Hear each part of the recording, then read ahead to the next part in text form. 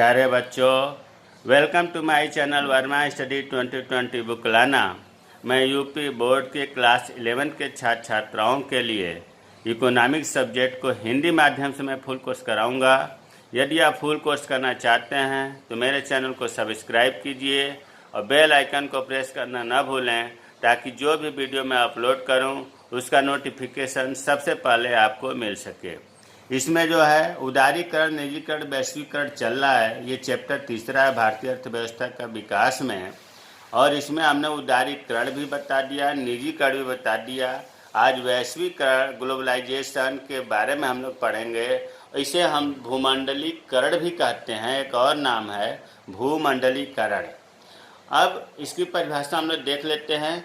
वैश्वीकरण वह प्रक्रिया है जिसमें किसी देश की अर्थव्यवस्था को विश्व की अन्य अर्थव्यवस्थाओं से जोड़ा जाता है, ताकि संपूर्ण विश्व में पूंजी, तकनीक, संचार आदि का आवागमन सुलभ हो सके एवं संपूर्ण विश्व एक ही बाजार के रूप में कार्य कर सके।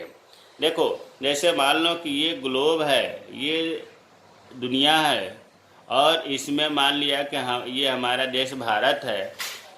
इसमें जो है पूरे दुनिया के लोग, पूरे दुनिया, हर देश के लोग भारत में आ कर के कंपनी स्थापित कर दें, काम करें, और भारत से भी बाहर जा कर के पूरे दुनिया में काम लोग करें, कंपनियां लगावें। अर्थात पूरा ग्लोब, पूरा दुनिया जो है परिवार की तरह हो जाए। एक मतलब संपूर्ण व्यापार एक सूत्र में पिरो दिया जाए। इसे ही तो वैश्वीकरण करते हैं। इस छोटे से चित्र से पूरी व्याख्या ही निकल रही है कि किसी देश की अर्थव्यवस्था, मतलब किसी देश की कंपनियां विदेशों में जाकर के काम कर लें, विदेशों की कंपनियां इस देश में आकर कर लें। पूरा विश्व जो है एक परिवार की तरह कार्य करे। पूंजी के मामले में, तकनीक के मामले में, संचार के मामले में आसानी हो जाए, तो इसे ही हम कहते हैं वैश्वीकरण, भूमंडलीकरण, ग्लोबलाइजेशन। अब ग्लोबलाइजेशन के लिए सरकार के द्वारा क्या क्या कार्य किए गए हैं। आपको पता है कि 1991 में नई आर्थिक नीति लागू हुई थी, क्योंकि हमारे देश की स्थिति बहुत ही खराब हो गई थी। $7 बिलियन जो है हमें ऋण मिला विश्व बैंक से। तो विश्व बैंक और अंतर्राष्ट्रीय मुद्रा कोष जो है उदारीकरण, निजीकरण, वैश्वीकरण करने के लिए निर्देश दिया, तब लोन दिया। और हमारी सरकार, जो उस समय प्रधानमंत्री थे पीवी नरसिम्हा राव, उन्होंने नई आर्थिक नीति लागू किया, और उसमें बहुत ढेर सारे कार्य किए गए। तो इसमें वैश्वीकरण में क्या किया गया? पहला है विदेशी निवेश की अंश सीमा में वृद्धि, इक्विटी लिमिट। पहले क्या रहता था? पहले तो ये था कि जो भारत में जितनी भी कंपनियां थीं, उसमें पूरा विदेशी निवेश बहुत कम मात्रा में 40% तक, 60% इंडिया का पूंजी निवेश रहता था, 40% विदेश का रहता था। इसका परिणाम ये हुआ कि जब यहाँ का ज़्यादा निवेश रहता था, तो जो कंपनी का मालिक होता था, मैनेजर, डायरेक्टर का लीजिए या चेयरमैन का लीजिए, वो इंडिया का होता था। लेकिन इसका दुष्परिणाम यह हुआ कि विदेशी कंपनियां निवेश नहीं करती थी, क्योंकि उन्हें पता था कि हम निवेश भी करेंगे फिर भी मालिक इंडिया का ही आदमी होगा। इस वजह से सरकार ने क्या काम किया कि जो निवेश की सीमा 40% थी, इसे बढ़ा करके 51 से 100% कर दिया। इसका मतलब यह हुआ कि विदेशी 51% से 100% तक निवेश कर सकते थे। और जब आधे से अधिक निवेश करेंगे तो स्वाभाविक है कि उनके हाथ में सत्ता, उनके हाथ में पावर ज़्यादा रहेगी। जो उच्च प्राथमिकता, मतलब जो हाई फाई 47 उद्योग थे, जो निर्यातक व्यापारिक घराने थे, उनके लिए तो 100% था कि आप पूरा कार्य कर सकते हैं।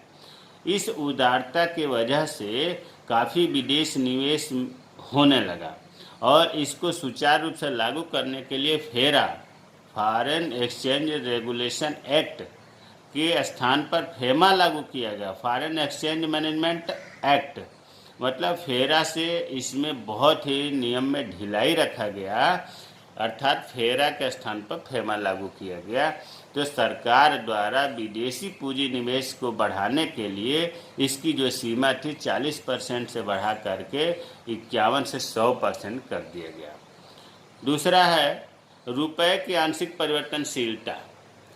रुपए की कितनी वैल्यू है, डॉलर हो या रुपया हो या स्टर्लिंग हो, ये सरकार के द्वारा निर्धारित किया जाता था। इसमें भी परिवर्तन किया गया कि बाज़ार में जो बाज़ार रेट है, जो मांग और पूर्ति पर जो दिशा निर्देश मिल रहा है, उसके हिसाब से कुछ 100% नहीं, कुछ रुपए में या मुद्रा में परिवर्तन के लिए अधिकार दे दिया गवर्नमेंट ने। देखो लिखा है भारतीय रुपए के आंशिक रूप में परिवर्तनशील बना दिया गया। गवर्नमेंट तो बदलती ही थी, गवर्नमेंट ही रुपए के वैल्यू को चेंज करती थी, लेकिन बाजार पर भी कुछ निर्भर हो गया। आंशिक परिवर्तनशीलता से अभिप्राय है कि डॉलर या पाउंड स्टर्लिंग जैसे विदेशी करेंसी को विदेशी सौदों के लिए बाजार कीमत दर पर खरीदना तथा बेचना।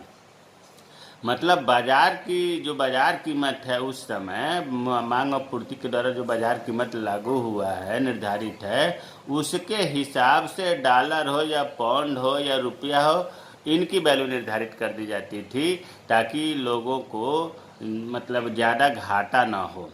तीसरा है दीर्घकालीन व्यापार नीति। ये बहुत ही महत्वपूर्ण है।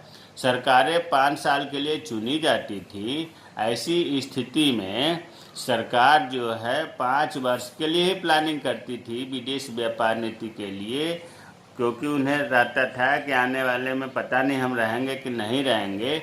इसलिए जो भी नीति बनाती थी 5 वर्ष के लिए बनाती थी। इस प्रतिबंध को हटा दिया गया।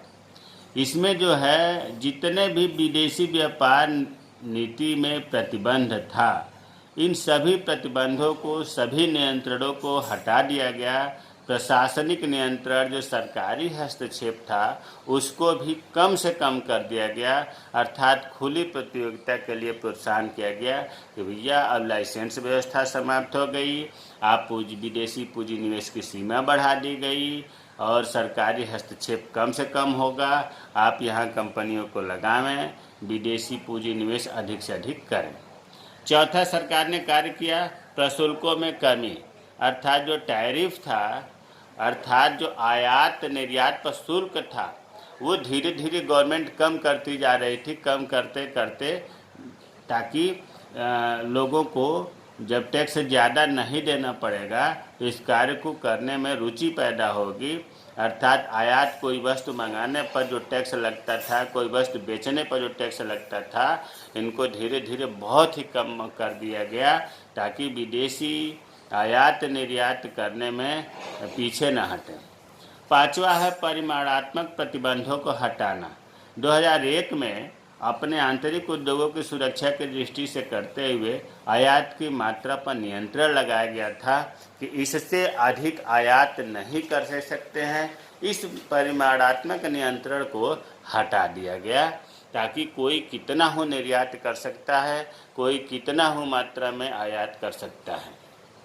तो हमें उम्मीद है कि आप लोगों को ग्लोबलाइजेशन, वैश्वीकरण या भूमंडलीकरण समझ में आ गया होगा। अब देखिए विश्व व्यापार संगठन, ये भी इसी पाठ में है। विश्व व्यापार संगठन, इससे क्वेश्चन बहुत ही बनता है। विश्व व्यापार संगठन में छोटे क्वेश्चन भी बनते हैं और लॉन्ग क्वेश्चन भी बनते हैं। तो इसके बारे में, इसको अंग्रेजी में कहते हैं WTO, वर्ल्ड ट्रेड ऑर्गेनाइजेशन। इसकी स्थापना के बारे में पढ़ते हैं। वर्ष 1948 में गैट की स्थापना 23 देशों ने मिलकर की थी। देखो WTO की स्थापना नहीं बता रहा हूँ, 1948 में, मतलब स्वतंत्रता मिली 1947 में, ठीक अगले साल, 1 साल बाद ही GATT गैट की स्थापना हुई। गैट का फुल फॉर्म है general agreement on tariffs and trade, Hindi में कहते हैं व्यापार और सीमा शुल्क महासंधि। तो गैट की स्थापना 1948 में 23 देशों ने मिलकर के किया था और यही गैट आगे चल कर के विश्व व्यापार संगठन बना, उत्तराधिकारी के रूप में बना।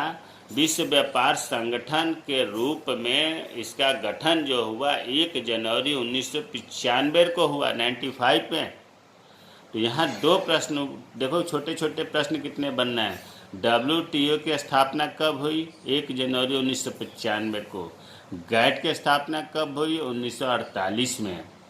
गैट कितने देशों ने मिलकर के स्थापना किया? 23 देशों ने मिलकर के किया। गैट का पूरा नाम क्या है? General agreement on tariff and trade. WTO का पूरा नाम क्या है? World trade organisation. तो अब आप लोगों को क्लियर हो गया होगा कि गैट की स्थापना 1948 में और WTO की स्थापना 1995 में हुई थी। इसका मुख्यालय जेनेवा में है। खूब पूछा जाता है कि नंबर में जेनेवा कहाँ है? स्विट्जरलैंड में।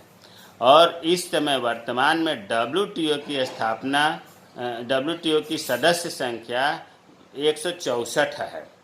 और एक चीज़ और आपको जानकारी बता दूं कि WTO के जो वर्तमान महानिदेशक हैं उनका नाम है श्री रॉबर्टो अजेवेडो। श्री रॉबर्टो अजेवेडो विश्व व्यापार संगठन के वर्तमान महानिदेशक हैं। विश्व व्यापार संगठन का उद्देश्य क्या है? इसकी स्थापना क्यों किया गया? प्यारे बच्चों, उद्देश्य और कार्य बहुत ही महत्वपूर्ण है। उद्देश्य को ही प्राप्त कर लेना कार्य कहलाता है। अगर आपको कार्य नहीं याद है, उद्देश्य याद है, तो भाषा शैली बदल करके उद्देश्य को ही कार्य में बदला जा सकता है। तो देखते हैं उद्देश्य क्या है विश्व व्यापार संगठन का। पहला है जीवन स्तर में वृद्धि करना, लोग खुशहाल हों, खान पान रहन सहन में उनकी क्वालिटी बढ़े। दूसरा है वस्तुओं के उत्पादन एवं व्यापार का प्रसार करना, उत्पादन और व्यापार का प्रसार करना ताकि अधिक से अधिक उत्पादन हो। तीसरा है सेवाओं के उत्पादन एवं व्यापार का प्रसार करना। देखिए, वस्तुओं और सेवाओं का नाम एक ही साथ आता है, लेकिन अलग अलग दो पॉइंट बन गया। वस्तुओं के उत्पादन एवं व्यापार का प्रसार करना, सेवाओं के उत्पादन एवं व्यापार का प्रसार करना। अगला उद्देश्य है कि विश्व के संसाधन जो हैं उनका अनुकूलतम उपयोग करना। पांचवा है पर्यावरण का संरक्षण पर्यावरण का संरक्षण और उनकी सुरक्षा का भी ध्यान रखना है। छठा है पूर्ण रोजगार एवं प्रभाव पूर्ण मांग में वृद्धि करना, मतलब रोजगार वृद्धि में भी विश्व व्यापार संगठन सहयोग करता है। तो ये आपके 5-6 हैं, बहुत आसान है, आसानी से याद भी हो जाएंगे। अब आते हैं विश्व व्यापार संगठन के कार्य। देखिए, अगर हम इन उद्देश्यों को ही प्राप्ति कर लें तो यही कार्य है। थोड़ी सी भाषा चेंज होती है। अब देखिए, पहला है व्यापार एवं प्रशुल्क से संबंधित किसी भी भावी मसले पर सदस्यों के बीच विचार से विमर्श एक मंच के रूप में कार्य करना। जो 164 देश हैं, अगर व्यापार एवं टैक्स के मामले में कोई बात करनी है तो ये एक जगह बैठ करके, एक मंच पर बैठ करके 164 देश जो है भावी रणनीति को, आने वाले समय में व्यापार कैसे किया जाए, टैक्स कितना लगाया जाए, इन पर ये विचार करते हैं। अगला है विवादों का अगर निपटारा होता है तो इनमें विवाद निपटारा समिति है। उस समिति के माध्यम से इन 164 देशों के बीचों में जो विवाद का मामला है उसे निपटारा किया जाता है, समाप्त किया जाता है। तीसरा है WTO जो विश्व व्यापार संगठन है, ये अंतर्राष्ट्रीय मुद्रा कोष और विश्व बैंक को भी सहयोग करता है। अंतर्राष्ट्रीय संस्थाएं जो है IMF और वर्ल्ड बैंक, इसको भी WTO सहयोग करता है।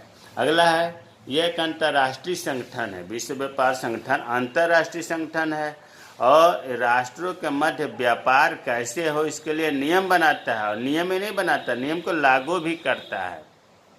अगला है कार्य इसका, विश्व व्यापार संगठन यह भी सुनिश्चित करता है कि अंतर्राष्ट्रीय व्यापार के विस्तार से जो उसके अंदर सदस्य अल्प विकसित देश हैं उनका भी लाभ पहुँचे, केवल विकसित देश ही लाभान्वित न हो, इस बात का ये ध्यान रखता है। अगला कार्य है कि उपभोक्ताओं को लाभान्वित करने के लिए उपभोक्ता जो हैं अधिक से अधिक लाभान्वित हों, आपस में देशों के बीच में प्रतिस्पर्धा बढ़े ताकि अधिक से अधिक अच्छा से अच्छा उत्पादन करें, रोजगार के स्तर को बढ़ाने के लिए उत्पादन करें और उत्पादक और उत्पादकता दोनों को बढ़ाने के लिए प्रयास करता है। लास्ट कार्य है विश्व संसाधनों का अनुकूलतम उपयोग करना। जो विश्व में संसाधन हैं वो उनका अनुकूलतम मतलब उनका अधिक से अधिक उपयोग करना। प्यारे बच्चों, इस प्रकार ये जो है विश्व व्यापार संगठन का उद्देश्य क्या है, कार्य क्या है, समझ में आ गया होगा। मेरे चैनल को सब्सक्राइब कीजिए और बेल आइकन को भी प्रेस कीजिए। कमेंट करिए, जो चीज़ समझ में नहीं आ रहा है उसे कमेंट बॉक्स में कमेंट करें, मैं रिप्लाई भी करूँगा। जय हिंद, जय भारत।